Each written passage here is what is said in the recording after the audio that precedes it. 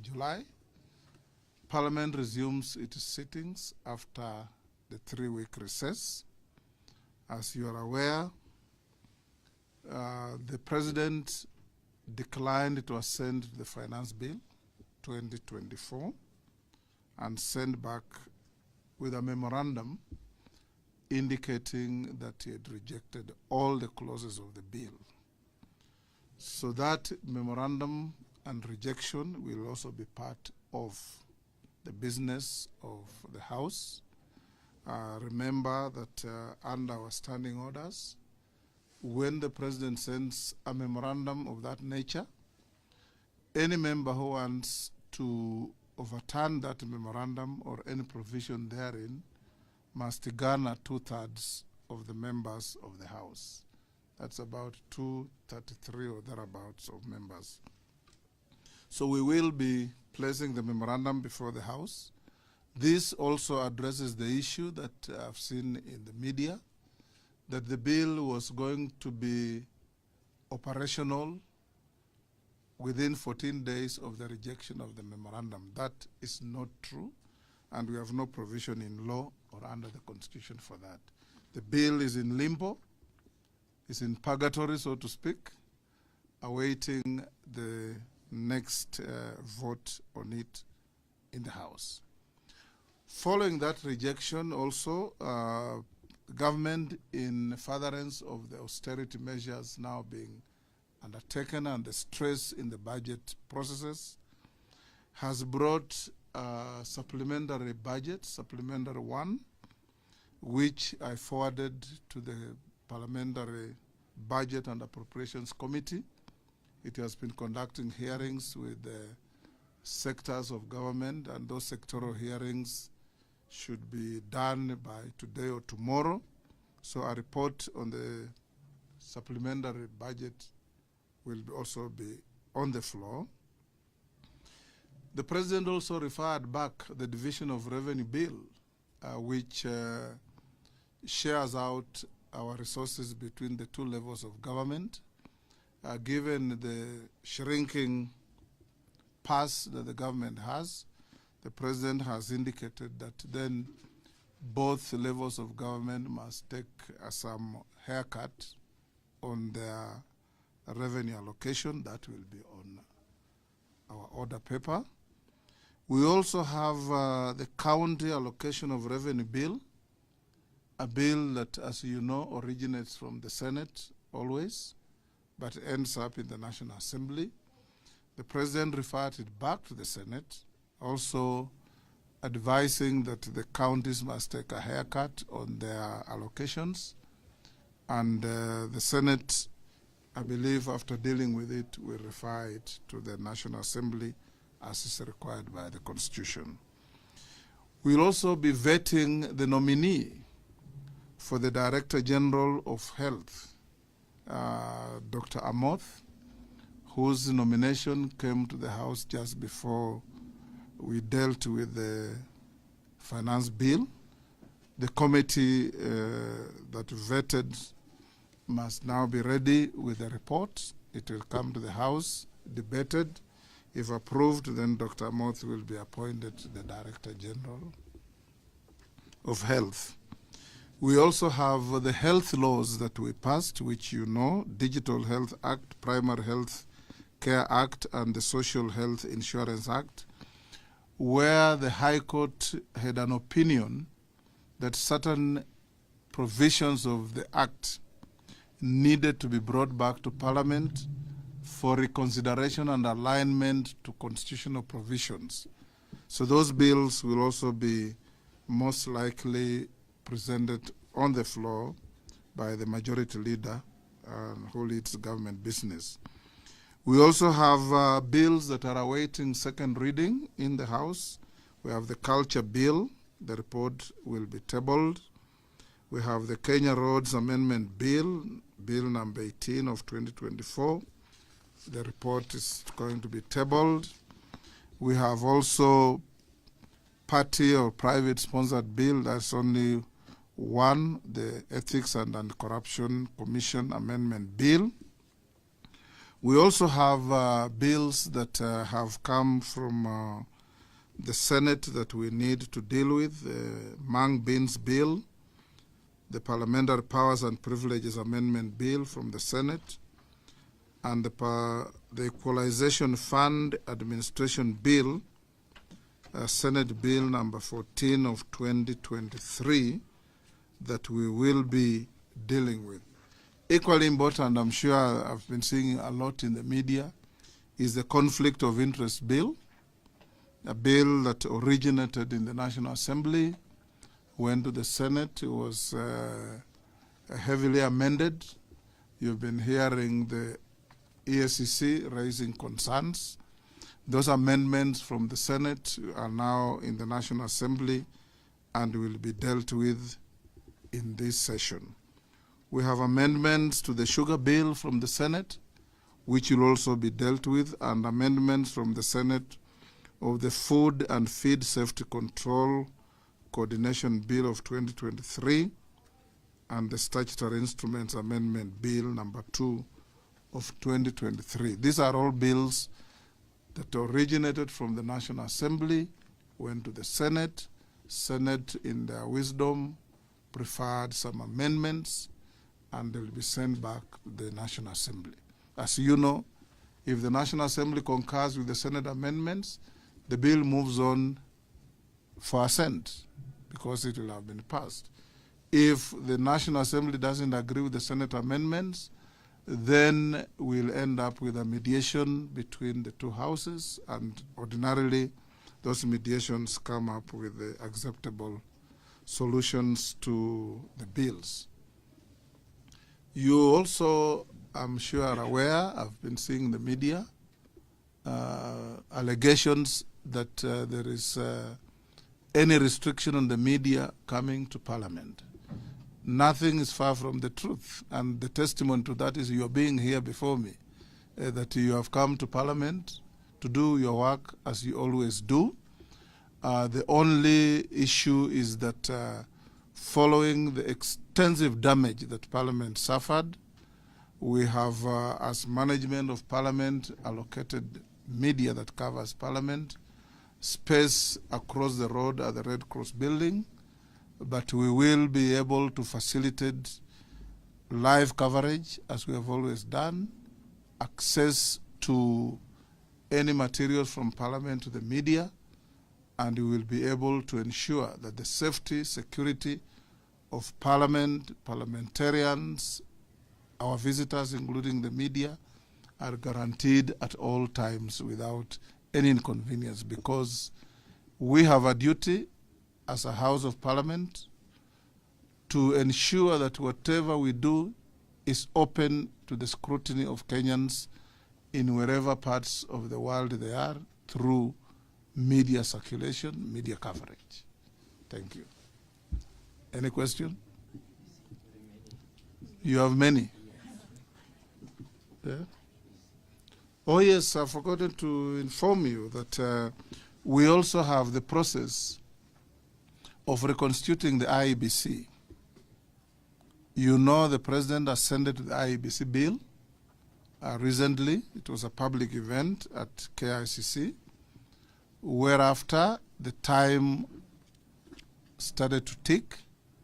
Within 14 days of assent, we must have the selection panel in place. The nominating agencies of the selection panel are Parliamentary Service Commission, that's ourselves. We've already organized, we are going to conduct interviews for the nominated candidates by the majority and minority parties on Friday this week. The Interreligious Council is nominating 2 persons. They will send the names on or before Friday. LSK, the Law Society of Kenya, 1 nominee. We have the ISPAC, the accountants body, nominating 1 person who should be sent to us by the end of the week. And the PPLC, Political Parties Liaison Committee, will be nominating 3 1 from parties that are not represented in Parliament, and 2 from parties that are represented in Parliament, the majority coalition and the minority coalition.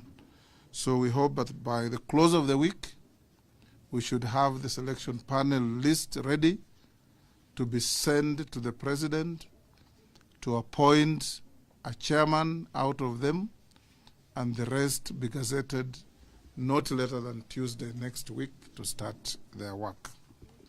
Yes, I'll start with you. Oh, yes, my name is Emmanuel Tom. Yes, Emmanuel. Just a couple of questions quickly.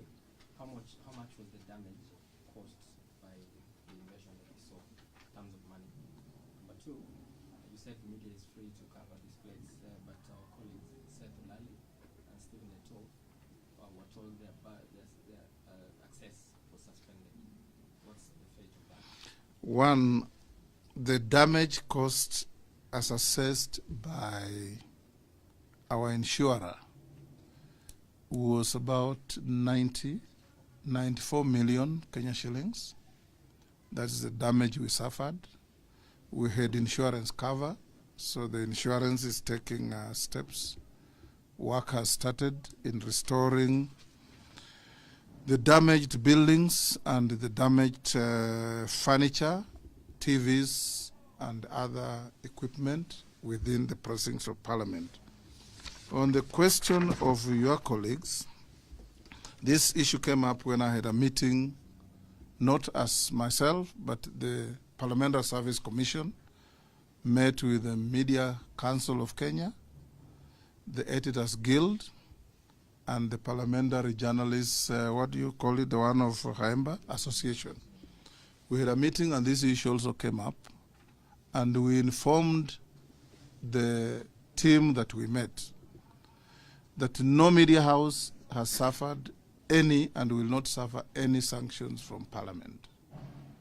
But we have reports that your colleagues that you have mentioned did not conduct themselves in keeping with the laid down rules and code of conduct and ethical behavior between Parliament as a host and the media houses that cover Parliament.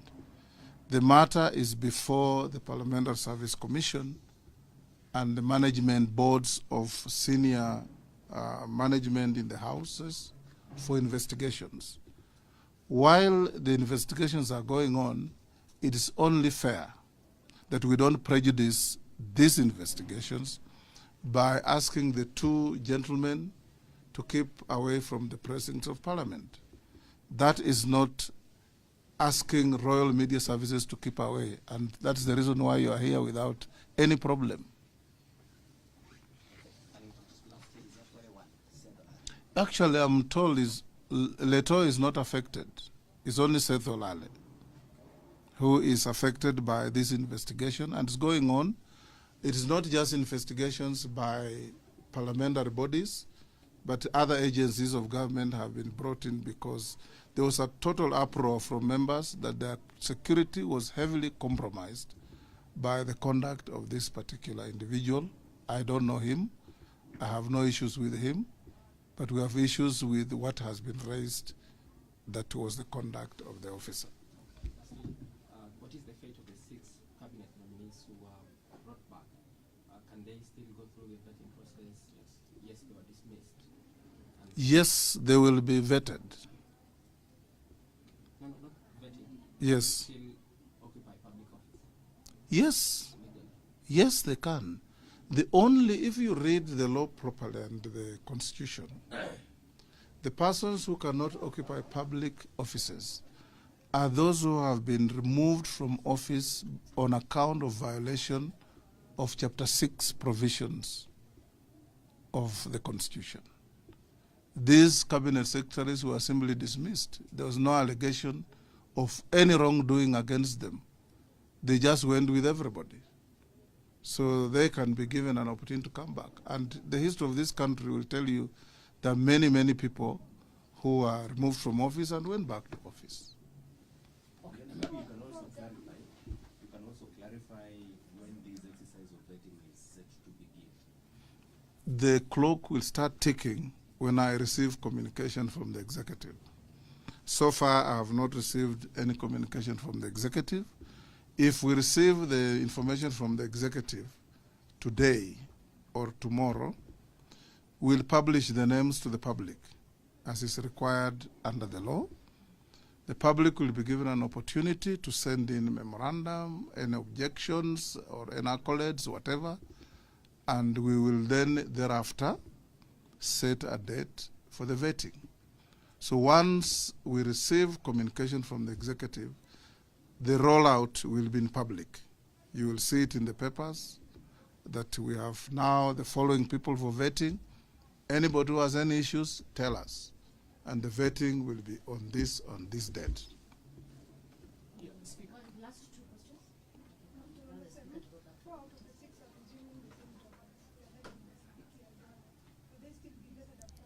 Yes, these are, in law, these are totally fresh appointments. The moment the president, as the head of the executive and the head of government and head of state, pronounced himself that he had dismissed the cabinet, there ceases to be a cabinet. So these appointments are seen as fresh appointments, and they start from where they started when they were first appointed. The last one from Vincent. Okay.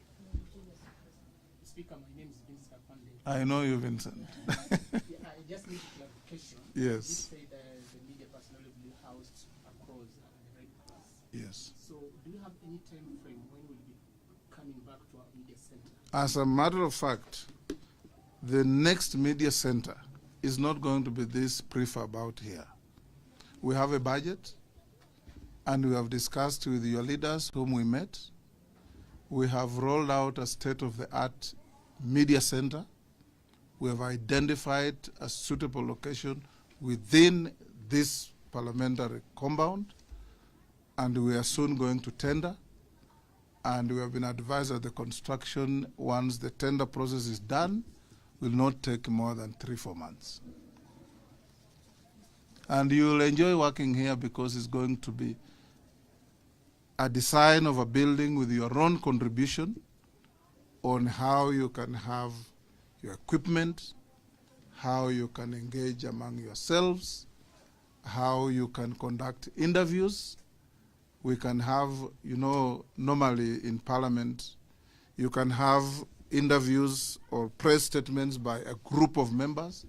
You may have a press statement from an individual member on a narrow issue, or you may be conducting an interview in the next room, and the big group is in another room issuing their statements. We are going to give you those facilities. Yes. Thank you for that. Now, accessing Parliament even today, even now, was a challenge. Here, coming here. The other rooms, the Bunge Tower, that one is okay. My question would be, we are here because sometimes we need documents, we need we need interviews with members, and accessing Parliament right now, presence of Parliament is a challenge. I don't know, in the meantime, as we wait for the construction of a new center, yes. I don't know what are the interim measures you've put in place to make it easier for us to access. There shouldn't be any issue. It's a challenge. If, because my clerk is here, the clerk of the Senate and the Director General of our services, they have been directed by PSC.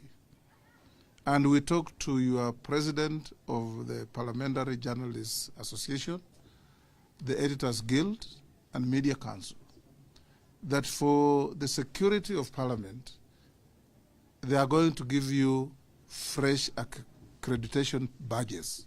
There should be no hindrance to that at all. You should just walk in. If the design is different with new security features, they'll give you a new one. When you come, you'll enter Parliament like any member of Parliament comes in because you have your badge, you have your security accreditation.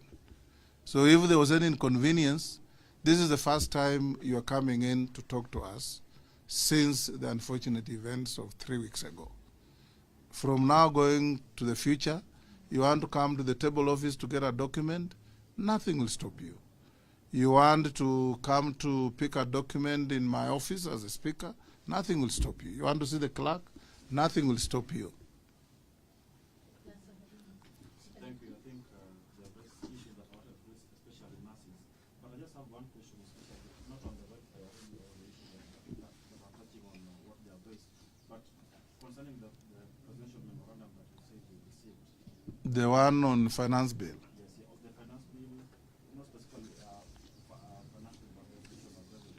Yes. The president has sent it back. I thought the president had signed that bill into law, and now it was an acta, and that is why the budget estimates were at the other way. What checks is that? Mhm. Pardon? You see, once you amend the county, once you have a memorandum on the county allocation of revenue, it has a bearing on the division of revenue. So the two are like twins, they go together. So when the division of revenue bill, which was ascended to by the president, was put in focus with the reference back of Kara, then the finance committee and the budget committee have to look at the division of revenue to amend it in line with Kara. You get the point? Yes. Because once you divide between the national government and the county governments, then the bulk goes to the Senate for allocation to each county. Now, if what is allocated shrinks in the division of revenue, then the allocations to the counties must also shrink. Anything else? And I want to repeat, Buanato, there is no media house that is locked out of Parliament or will be locked out of Parliament. When we engage as individuals. If you transgress the law here, it is not Royal Media House that has transgressed the law. If KTN is accredited here and one of your journalists fights with a member or with a fellow journalist, that is not KTN fighting. That is an individual. And everybody carries individual culpability and responsibility, isn't it?